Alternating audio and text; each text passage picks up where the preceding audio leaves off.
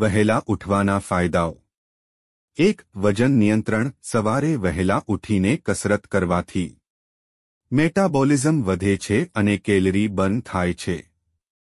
2. સારી ઊંઘ વહેલા સૂવાથી અને વહેલા ઉઠવાથી ઊંઘનું ચક્ર સુધરે છે.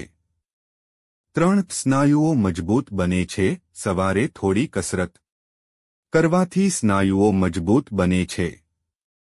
4. તણાવ ઓછો થાય છે સવારે શાંતિથી સમય પસાર કરવાથી તણાવ ઓછો થાય છે.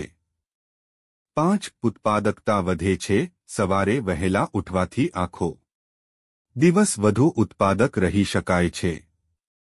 6. મૂડ સુધરે છે સવારની તાજી હવામાં શ્વાસ લેવાથી મૂડ સુધરે છે.